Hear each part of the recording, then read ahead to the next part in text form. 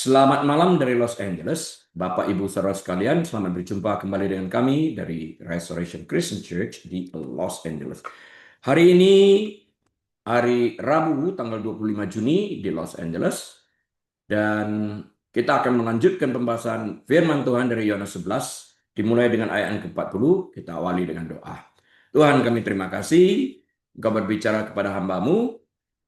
Kami membuka pintu hati kami selebar-lebarnya untuk dapat meresapi kebenaran firman-Mu yang saat kami aplikasikan memerdekakan kami. Terpuji Engkau dalam nama Tuhan Yesus. Haleluya. Amin. Baik Bapak Ibu Saudara sekalian, mari kita buka Alkitab kita kepada Injil Yohanes. Pasal yang ke-11, ayat yang ke-40. Yohanes 11, ayat 40 yang akan saya bacakan untuk kita sekalian. Jawab Yesus, bukankah sudah kukatakan kepadamu, jikalau engkau percaya, engkau akan melihat kemuliaan Allah.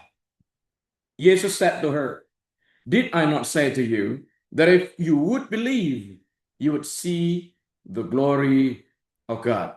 Nah, Yesus meyakinkan Marta dalam hal ini dengan mengingatkannya tentang percakapan mereka sebelumnya, seperti yang tertuang dalam Yohanes 11 ayat 17 sampai 27.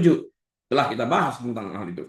Nah, karena Marta telah meluangkan waktu untuk belajar darinya dalam Lukas 10 ayat 38 sampai 42, hal ini mungkin juga merujuk pada ajaran lain yang telah diserapnya. Alasan keraguan Marta adalah karena saudara laki-lakinya telah berada di dalam kubur selama 4 hari. Ya, nggak mungkin hidup lagi lah. Itu menurut pengertiannya kan. Yohanes 11 ayat 17. Nah, karena alasan praktis dan emosional akibat kehilangan Lazarus saudaranya, ia tidak ingin melihat mayat orang yang dicintainya yang membusuk. Dia ingin menyimpan good memory. Dia ingin menyimpan memori yang indah. Masa ya kuburan dibuka dan dilihat orang sudah mulai membusuk, bau, memorinya nggak akan enak jadinya.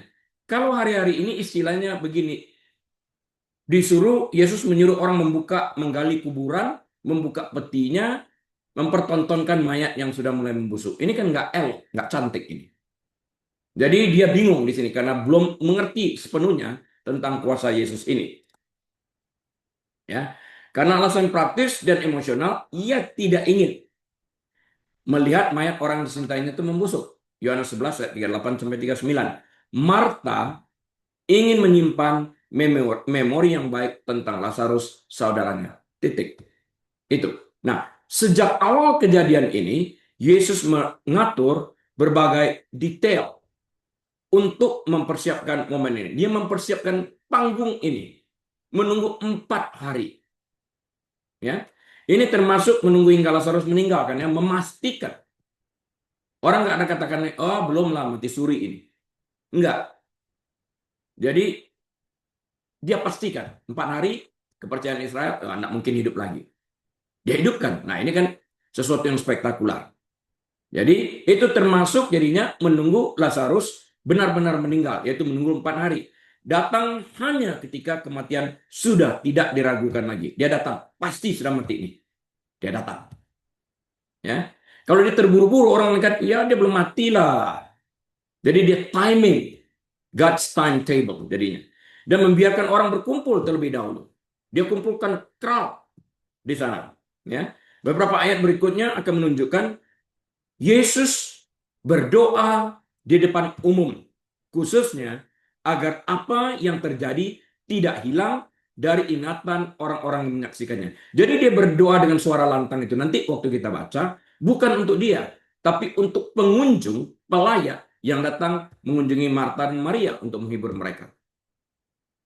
Sehingga mereka tahu benar, dia panggil dari jarak jauh. Dia menjerit dengan suara lantang, didengar oleh orang yang hadir di sana. Dan efeknya pun kita tahu, Lazarus dibangkitkan. Ya. Hal ini sesuai dengan tujuan mujizat yang dicatat dalam Injil Yohanes. Mujizat itu kita telah pelajari merupakan signs, merupakan tanda yang dimaksudkan untuk apa? Untuk membuktikan bahwa Yesus adalah Mesias. Yang lalu kita sudah lihat juga waktu dia mencelikkan mata orang yang buta sejak lahir, mujizat ini memang dikhususkan untuk Mesias. Nggak ada orang lain. Karena comparisonnya itu adalah begitu lahir buta, artinya belum sempat melihat matahari. Itu digambarkan seperti orang yang mati rohani, belum pernah melihat kemuliaan Tuhan itu. Terangnya Allah itu dia belum tahu. Nah, jadi waktu Yesus mengatakan, I'm the light of the world, akulah terang dunia, dia mencelikkan mata orang lahir buta ini, menggambarkan bahwa ia juga sanggup mencelikkan mata rohani orang buta yang ditentang oleh orang Farisi. Dengan bertanya, apakah kami juga buta? Wow.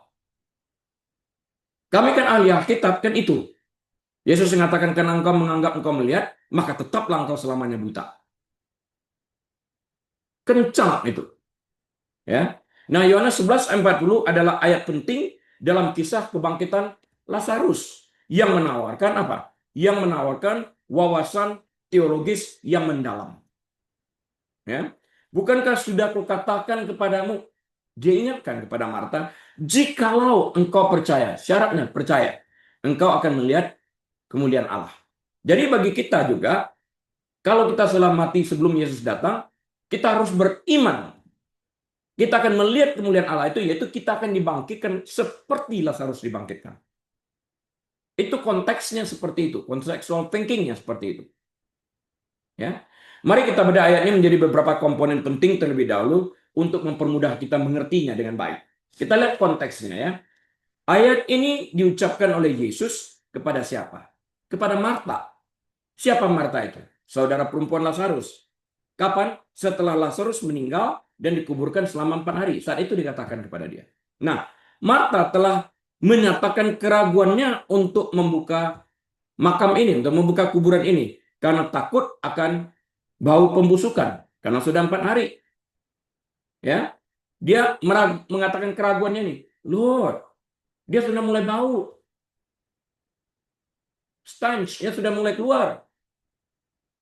Ya, Yesus kemudian mengingatkannya tentang janji sebelumnya yang dinyatakan secara eksplisit banget atau dipahami secara implisit melalui ajaran-ajarannya tentang identitas dan kuasanya yang tidak terbatas ini. Namun mereka belum pernah melihat dan belum pernah mendengar bahwa Yesus bisa membangkitkan orang mati, mencelikkan mata orang buta, ya, merubah air menjadi anggur, ya, membuat orang lumpuh berjalan, ya, dan sebagainya. Menghardik demam pada ibu mertua Petrus, ya, semuanya ya, ya, ya, ya, ya. Tapi membangkitkan orang mati, wow, unheard of, belum pernah terdengar. Ya kan? Disinilah puncak klimaks itu sendiri, dan itu berdasarkan Injil Yohanes merupakan tanda terakhir atau tanda ketujuh. 7 berarti bilangan sempurna. Komplit. Yaitu sebelum dia mati. Dia menunjukkan inilah, akulah kebangkitan dan hidup. Itu sign terakhir, dan kemudian pada waktu dia meninggal, orang akan ingat ini. Karena dia akan mengatakan juga, aku memberi, aku mengambilnya. Hari ketiga aku akan bangkit. Dia katakan demikian juga kan. Nah, konteksnya seperti gini. Ayat ini diucapkan oleh Yesus kepada Marta, saudara perempuan Lazarus, setelah Lazarus meninggal dan dikuburkan selama 4 hari. Ya, Marta telah menyatakan keraguannya untuk membuka makam karena takut akan bau pembusukan. Yesus mengingatkannya tentang janji sebelumnya yang dinyatakan secara eksplisit atau dipahami secara implisit melalui ajaran-ajarannya tentang identitas dan kuasanya. Yohanes 11 ayat 23-27. Elemen-elemen utama dan maknanya itu seperti apa? Nah, elemen utamanya itu adalah, bukankah sudah kukatakan kepadamu? Dia ingatkan ini.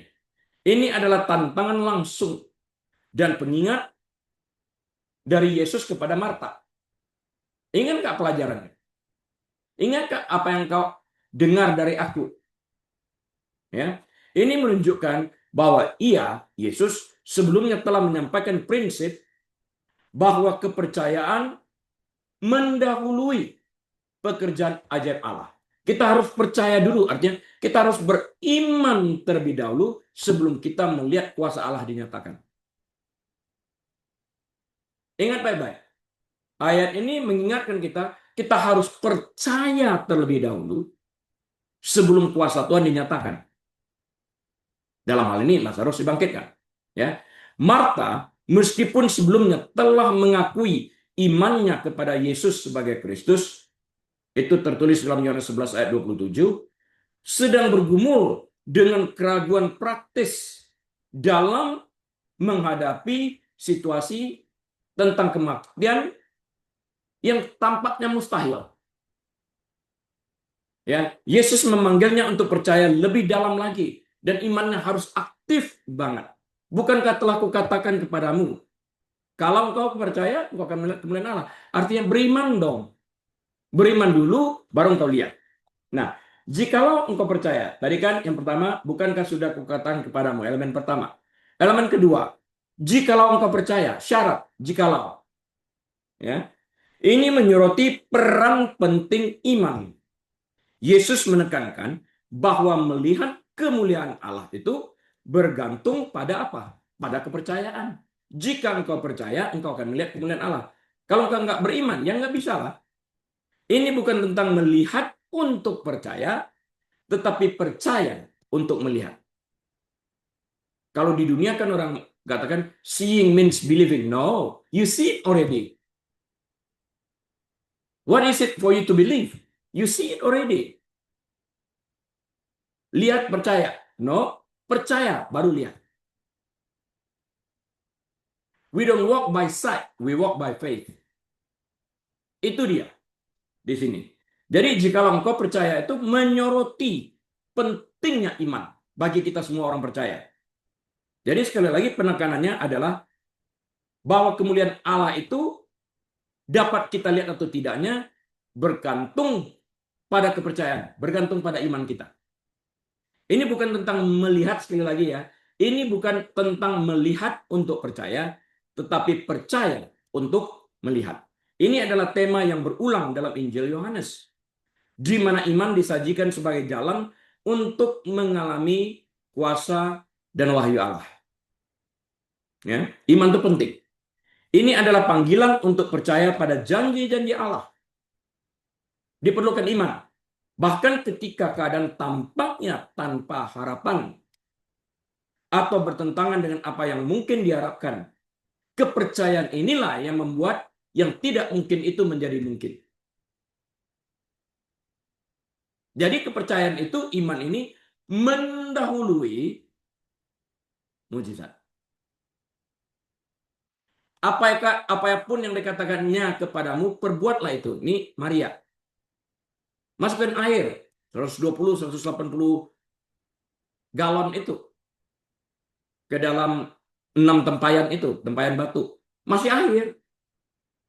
Cedok, bawa ke sana. Kalau dia nggak beriman, lu mah nipu orang. Nggak jadi.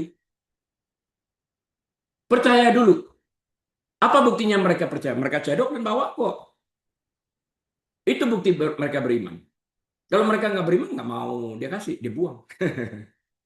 Itu air tempat pembasuhan kaki sama tangan kok. Tapi di sana kan kita lihat yang lalu kita pelajarin. Transisi. Transisi dari apa? Dari cara lama kepada cara baru. Air. Bukan hanya kimianya berubah menjadi anggur, tapi fungsinya berubah menjadi anggur, sukacita, kelimpahan, dan semuanya ini. Ya.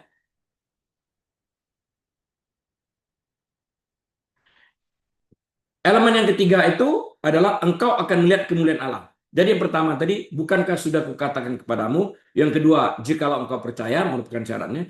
Yang ketiga, engkau akan melihat kemuliaan Allah. Jadi sudah kita bagi menjadi 3 bagian di sini ya. Engkau akan melihat kemuliaan Allah. Kemuliaan Allah mengacu pada apa? Mengacu pada manifestasi kuasa, kehadiran, dan atribut ilahi Allah. Atributnya. Itu kemuliaan Allah. Dalam konteks khusus ini, pernyataan ini mengacu pada mujizat kebangkitan Lazarus yang menakjubkan. Ya. Di sana kemuliaan Allah, manifestasi kuasa Allah, kehadiran Allah. Ya. Itu atribut Allah yang berkuasa. Allah hadir. Di mana ada roh Allah, di sana ada kemerdekaan. Roh Allah itu memberikan kehidupan. Di sana kita mengerti bahwa apa yang dikatakan Alkitab itu dinyatakan di dalam tubuh Lazarus yang sudah meninggal ini dihidupkan kembali. Seperti yang pertama, Tuhan meniupkan ruah dan man became a living being. Masih ingat itu ya? Nah, mukjizat ini akan menjadi tanda yang tak terbantahkan dari otoritas ilahi Yesus atas hidup dan mati, yang menegaskan identitasnya sebagai anak Allah dan kebangkitan dan hidup. I am the life and the resurrection, atau I am the resurrection and the life. Akulah kebangkitan dan hidup. Yohanes 11 ayat ke-25. Di sini dibuktikan, dinyatakan. Tujuan dari pertunjukan kuasa ini bukan hanya untuk menghidupkan kembali Lazarus, tetapi untuk memuliakan Allah dan memperkuat iman mereka yang menyaksikannya. Harus beriman dulu kan? Ini pelajaran iman. Nah, penafsiran teologisnya seperti apa? Iman mendahului penglihatan, sudah kita katakan tadi. Bukan seperti kata dunia ya, seeing means believing, lihat baru percaya. No, percaya dulu baru melihat. Iman mendahului penglihatan. Ini mungkin merupakan kesimpulan teologis yang paling menonjol di sini. Ini menantang kecenderungan manusia untuk menuntut bukti sebelum percaya. Manusia kan gitu, buktikan dulu dong, baru gua percaya. Kan itu. Kekristenan enggak, percaya dulu, baru lihat bukti. Ya kan? Yesus mengajarkan bahwa iman sejati melibatkan kepercayaan kepada Allah di dalam Yesus Kristus itu. Bahkan ketika hasilnya belum terlihat atau tampaknya mustahil, tapi akan. Keep your faith. Prinsip ini tentang iman ini berlaku untuk semua bidang kehidupan kekristenan. Mendorong orang percaya untuk berjalan dengan iman, bukan dengan penglihatan. Poin yang kedua daripada penafsiran teologis. Yang pertama tadi iman mendahului penglihatan. Yang kedua adalah kemuliaan Allah dinyatakan melalui Yesus. Ya, pertama iman mendahului penglihatan.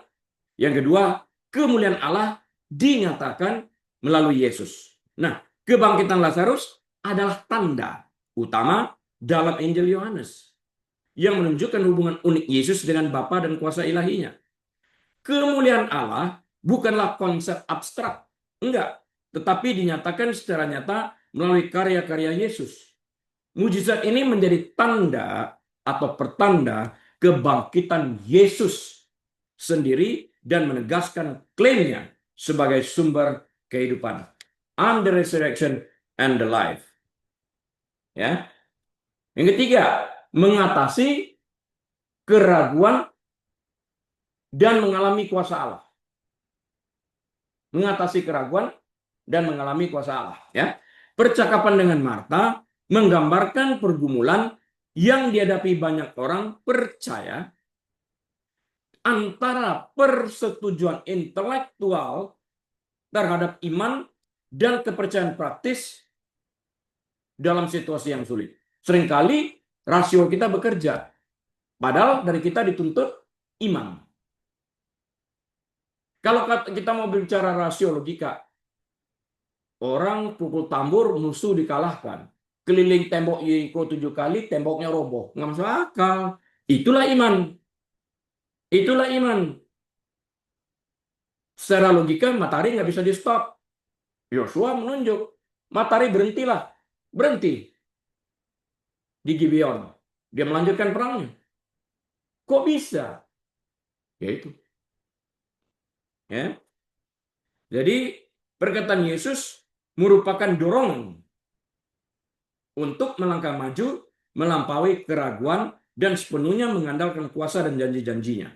Ketika kita melakukannya, kita membuka diri untuk melihat Allah bekerja dengan cara-cara yang mungkin tidak pernah kita bayangkan. Ya, percaya aja. Yang keempat, waktu dan tujuan Allah. Yesus sengaja menunda kedatangannya ke Betania, membiarkan Lazarus mati dan dikuburkan selama 4 hari. Penundaan ini memiliki tujuan yang lebih besar, Dia menyiapkan panggung untuk terjadi supaya banyak orang yang hadir di sana untuk menyaksikan. Sehingga tidak ada orang mengatakan manipulasi atau akal-akalan. Enggak. Banyak orang kok.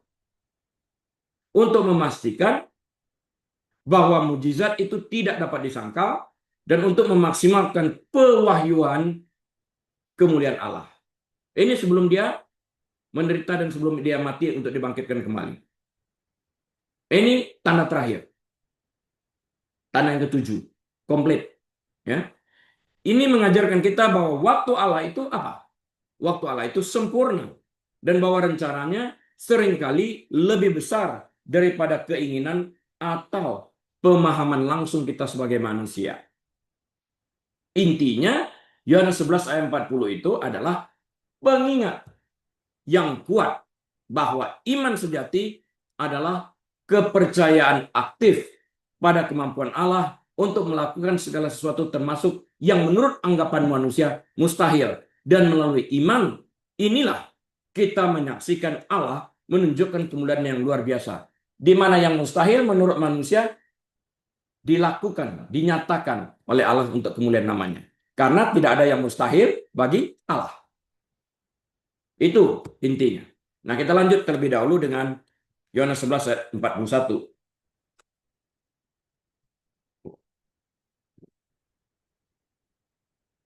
Maka mereka mengangkat batu itu. Lalu Yesus menengadah ke atas dan berkata, Bapa, aku mengucap syukur kepadamu karena engkau telah mendengarkan aku. Then they took away the stone from the place where the dead man was lying.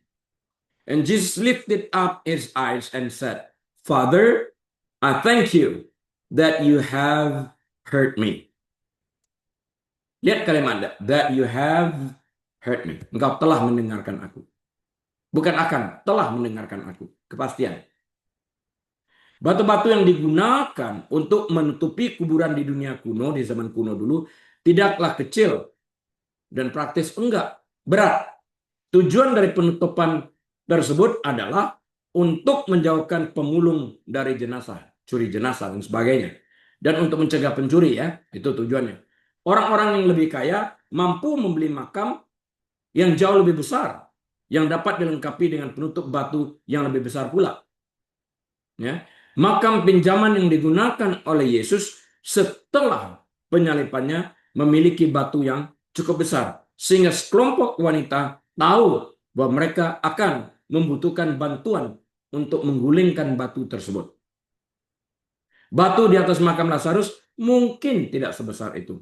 Tetapi memindahkannya bukanlah sesuatu yang dapat dilakukan tanpa banyak usaha dan energi. Enggak, perlu tenaga orang yang kuat. Beberapa orang. Mereka yang dimaksud di sini hampir pasti orang banyak yang berkumpul. Di antara orang banyak ini diminta, pinggirin dong itu. Artinya dia minta orang itu berpartisipasi untuk melihat mujizat ini. Dan batu itu digulingkan bukan untuk Yesus. Yesus bisa. Tapi untuk akses daripada Lazarus untuk keluar dan bagi mereka untuk melihat. Ya. Mereka yang dimaksud di sini hampir pasti banyak, ya, orang banyak itu yang berkumpul. Banyak orang dari Yerusalem datang untuk memberikan empati kepada Maria dan Marta. Cukup banyak dari mereka mengikuti Maria ketika ia pergi menemui Yesus di kuburan ini, ya. Orang-orang yang sama itu sekarang berada di samping makam Lazarus, mengamati apa yang akan terjadi sebentar lagi. Dengan jumlah orang sebanyak itu akan mudah untuk mengerahkan cukup banyak tenaga untuk membuka tutup kuburan itu. Banyak orang lagi kok. Ya. Yesus memulai doanya dengan ucapan syukur kepada Tuhan. Seperti yang akan ia tunjukkan dalam ayat-ayat berikut. Tujuan dari kata-kata ini adalah untuk kepentingan para pelayat, orang yang berkunjung untuk menghibur Maria dan Marta ini. Ya, kumpulan orang banyak ini. Injil Yohanes menyebut mujizat-mujizat Yesus sebagai signs atau tanda-tanda. Ini adalah kejadian-kejadian dengan pesan tertentu dan dimaksudkan untuk alasan tertentu. Untuk membuktikan bahwa Yesus Kristus adalah Tuhan. Yohanes 20 ayat 30 sampai 31. Yohanes 11 ayat 41 adalah ayat yang sangat penting dalam kisah kebangkitan Lazarus yang menyingkapkan beberapa aspek penting dari karakter Yesus, hubungannya dengan Bapa dan tujuan mukjizat tersebut. Ayat tersebut, Yohanes 11:41 sekali lagi berbunyi sebagai berikut. Maka mereka mengangkat batu itu. Lalu Yesus menengadah ke atas dan berkata, Bapa, aku mengucap syukur kepadamu karena engkau telah mendengarkan aku. Untuk mengerti ayat ini dengan baik, kita sekali lagi perlu membedah ayat ini menjadi beberapa komponen penting. Ya, jadi Bapak Ibu Saudara sekalian harus senantiasa membedah ayat-ayat yang kita baca. Observation, interpretation, application.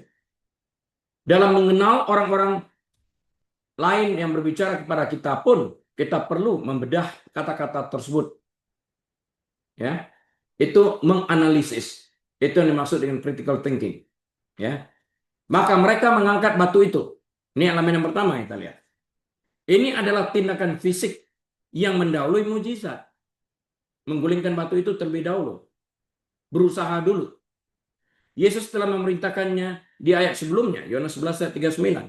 Ini menandakan bahwa usaha manusia memiliki tempat dalam mempersiapkan pekerjaan Tuhan. Kita nggak bisa katakan, kalau Tuhan mau, Tuhan kerjakan sendiri semuanya, aku diam-diam aja. Ya nggak gitulah. Kita ikut berpartisipasi sebelum mujizat tersebut terjadi. Ya. Sementara Yesus akan melakukan tindakan yang luar biasa, yaitu membangkitkan Lazarus. Ia melibatkan mereka yang hadir dengan cara yang nyata. Ini juga menyoroti kenyataan kematian dan penguburan Lazarus. Ya, batu ini adalah penghalang bagi tubuh yang benar-benar mati. Batu ini juga merupakan batasan antara orang hidup dan mati. Jadi mereka tahu waktu mereka menggulingkan batu itu, mereka waktu melongok ke dalam, mereka akan melihat jenazah Lazarus terbaring di bawah sana. Karena posisi mereka di atas, jenazah itu taruhnya di bawah. Ya, nggak ada alasan nantinya. Oh, nggak ada mayat di sana, ini sulap. Nggak. Mereka sudah lihat semuanya kok. Enggak. Ya, Yesus sudah tahu lah, jadi dia libatkan orang-orang ini juga semuanya. Nggak ada trik. Lalu Yesus menengadah ke atas, menonggak ke atas. Postur ini umum terjadi pada saat berdoa, ya, yang menandakan melihat ke surga, tempat siapa? Tempat kediaman Tuhan. Secara visual, doa ini menunjukkan komunikasi Yesus yang langsung dan intim dengan Bapaknya. Sangat intim. You have heard me. Intim banget nih. Engkau telah mendengarkan aku. Ya, kalau nggak intim, nggak bakal tahu. Dan berkata, Bapa, aku mengucap syukur kepadamu karena engkau telah mendengarkan aku. Ini adalah bagian terpenting dari ayat tersebut. Bapa. Yesus secara konsisten menyebut Allah sebagai Bapa, yang menekankan hubungannya yang unik dan intim dengan Allah sebagai putranya. Ini adalah hubungan kasih, hubungan kepercayaan, dan hubungan kesatuan yang sempurna. Hanya satu kali Yesus tidak memanggil Allah sebagai Bapa, tapi my God, Allahku, Allahku. Yaitu waktu dia di kayu salib dan menjerit, my God, why have thou forsaken me? Eloi, Eloi, lama sabachthani. Allahku, Allahku, mengapa engkau meninggalkan aku? Di sini pertama kali dan terakhir kali dia memanggil Bapaknya dengan sebutan my God atau Allahku. Karena itu adalah sebutan kita. Di sini kita melihat bukti dia mati menggantikan kita. Karena kita memanggil Allahku, dia menggantikan kita, dia menyuarakan suara kita, Allahku. Sehingga kita pada posisi dia dapat memanggil Bapa. Ini kencang pengertian ini. Ya. Harus diingat. Pertama dan terakhir kali dia mengatakan my God. Yang lainnya Bapa, Abba. Jadi batu itu juga melambangkan batasan antara orang hidup dan orang mati. Ya. Batu itu juga merupakan batasan, sekali lagi ya, antara orang hidup dan orang mati. Nah, lalu Yesus mendengar kata sudah dan berkata, Bapa, aku mengucap syukur kepadamu karena engkau telah mendengarkan aku. Ini adalah bagian terpenting dari ayat tersebut. Bapa, yang kita uraikan ini. Nah, aku mengucap syukur kepadamu karena engkau telah mendengarkan aku. Telah mendengarkan aku. Aku mengucap syukur kepadamu karena engkau telah mendengarkan aku. Ini intim banget. Ini bukanlah doa yang meminta sesuatu pada saat itu. Sudah. Karena itu kalimatnya, aku bersyukur karena engkau telah mendengarkan aku. Artinya dia telah berdoa sebelumnya. You have heard me. You have heard me. Engkau telah mendengarkan aku. Dia bukan berdoa di tempat itu. Doa itu sudah dipanjatkan sebelumnya. Karena itu ungkapannya, engkau telah mendengarkan aku.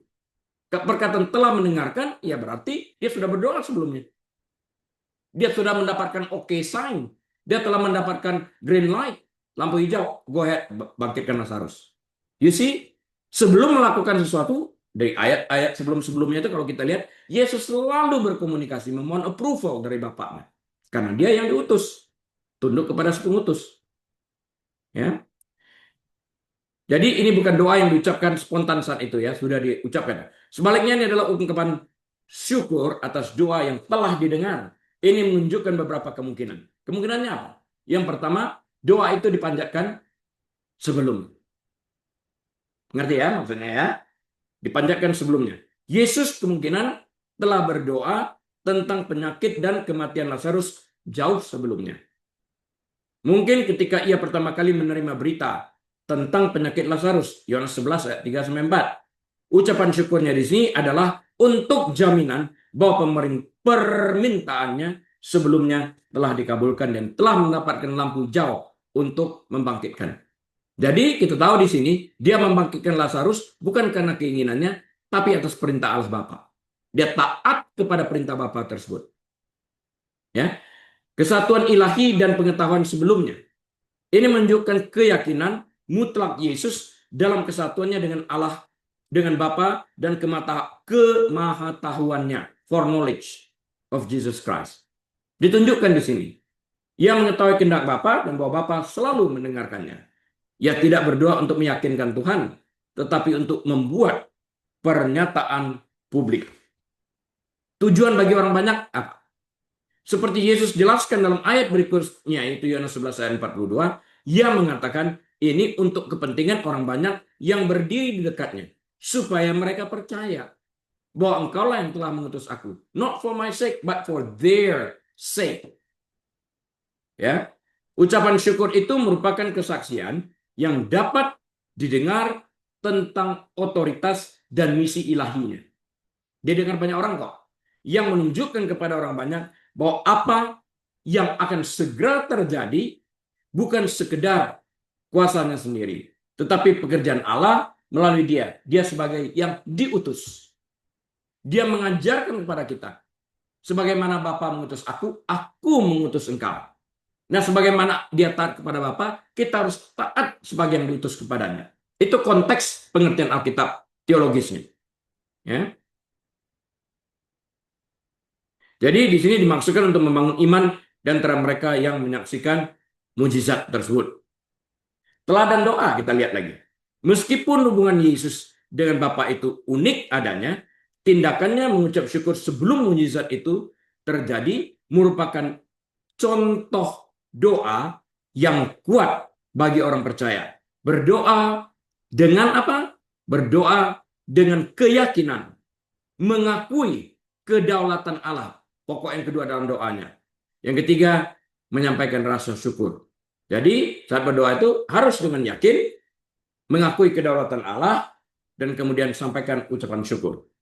Intinya, Yohanes 11:41 menyiapkan panggung untuk kebangkitan Lazarus dengan menyingkapkan persekutuan Yesus yang sempurna dengan Allah dan menunjukkan bahwa mujizat itu adalah tindakan kuasa ilahi yang tidak dapat disangkal, yang dimaksudkan untuk menuntun orang-orang kepada iman kepada Yesus sebagai anak yang diutus Bapa.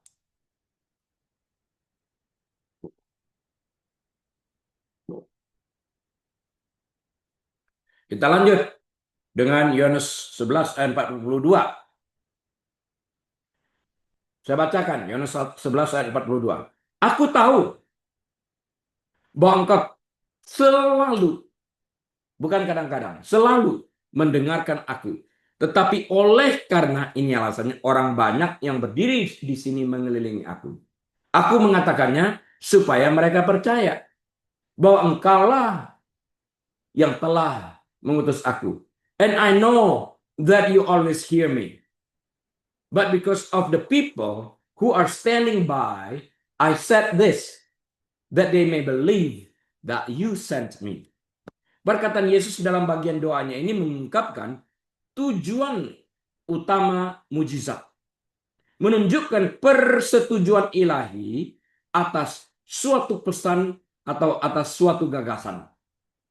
Ya, Yesus telah datang ketika kematian Lazarus sama sekali tidak dapat disangkal. Dan dia sekarang berbicara di hadapan sekumpulan saksi. Para orang Yahudi juga hadir di sana. Para pelayan. Dengan membuat pernyataan ini, Yesus memberikan konteks bagi mujizat yang akan dilakukannya. Dia nggak berdoa, mudah-mudahan Tuhan mendengar ya doa saya, mudah-mudahan Lazarus bangkit. Enggak. Lihat itu. Bedanya dengan kita atau dengan para nabi. Kalau para nabi, formulanya apa? Thus says the Lord. Kalau Yesus apa? Verily, verily, I say unto you. Jadi kalau nabi, Allah berfirman. Kalau Yesus, sesungguhnya aku berkata. Lihat otoritasnya.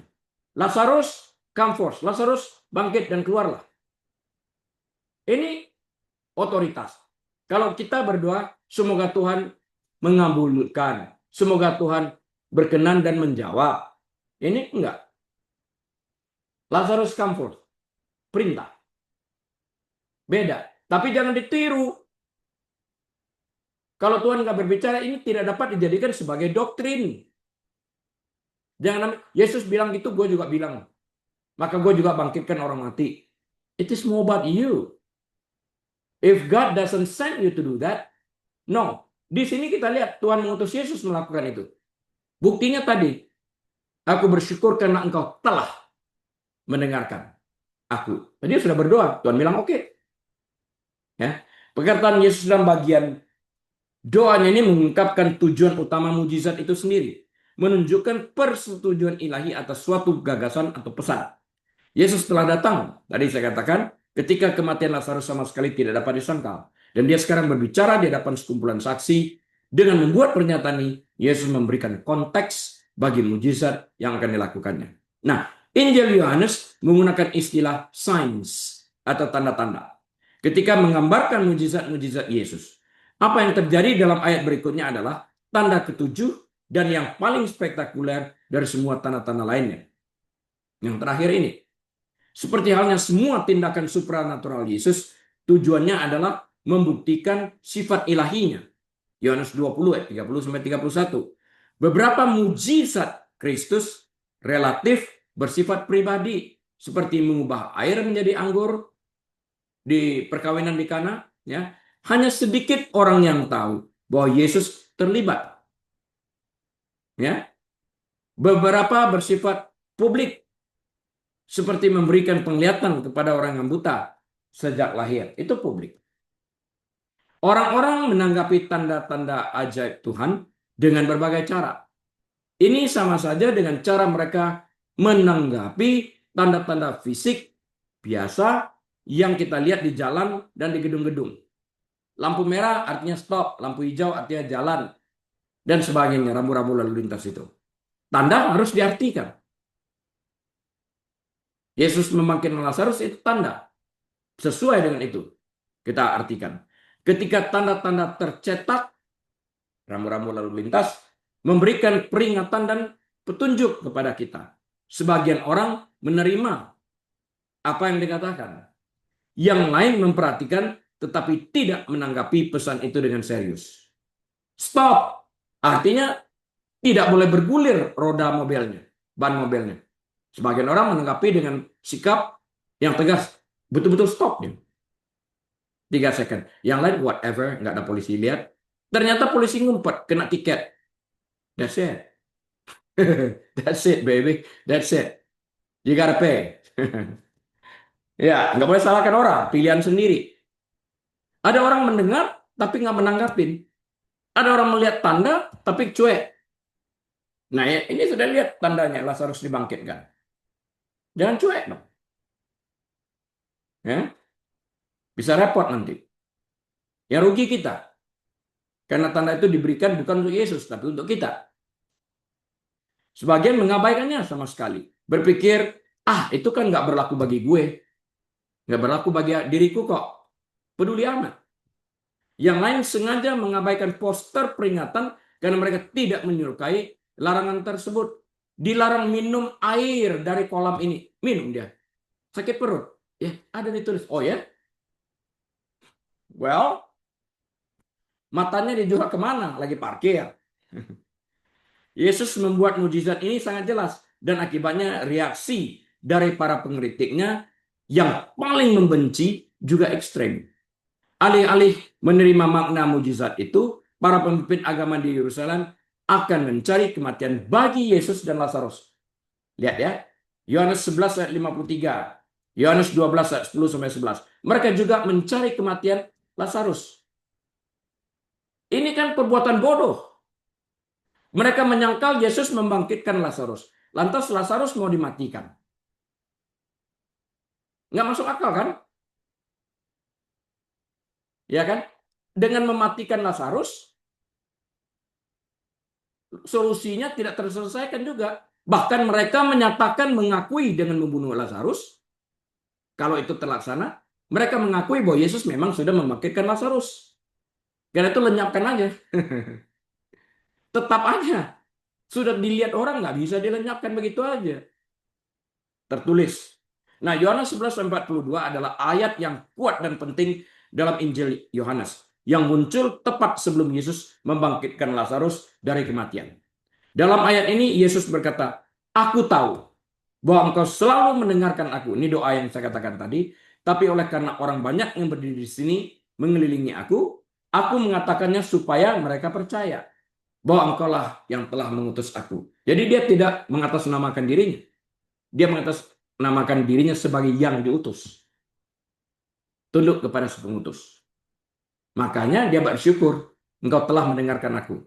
Dia bermohon punten kepada si pengutus. Ya. Berikut ini adalah uraian penafsirannya. Dengarkan baik-baik, Bapak Ibu Saudara sekalian. Aku tahu bahwa engkau selalu mendengarkan aku. Kita go lebih deep lagi, lebih dalam lagi. Bagian ini menyoroti persekutuan yang mendalam dan tidak terputuskan antara Yesus dan Allah Bapa. Titik. Yesus tidak meminta atau berharap agar Allah mendengarkannya. Ia memiliki keyakinan yang mutlak dan tidak tergoyahkan pada perhatian Bapa yang terus-menerus terhadap doa-doanya. Ini berbicara tentang hubungan yang unik antara Bapa dan Putra, Putra dan Bapa, yang menekankan kesatuan dan tujuan bersama mereka. Ini juga menjadi contoh bagi orang percaya yang menunjukkan keyakinan kita bahwa Allah akan mendengarkan doa-doa kita. Ya.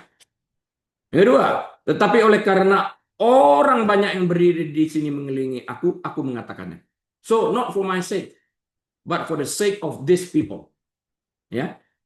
Ini mengungkapkan motivasi utama Yesus untuk berdoa dengan suara keras pada saat ini. Supaya diketahui orang lain. Untuk kepentingan mereka. Ini tidak berdoa untuk keuntungannya sendiri. Seolah-olah ia perlu meyakinkan Bapa. Sebaliknya, ia melakukan tindakan di depan umum demi para saksi yang telah berkumpul di situ.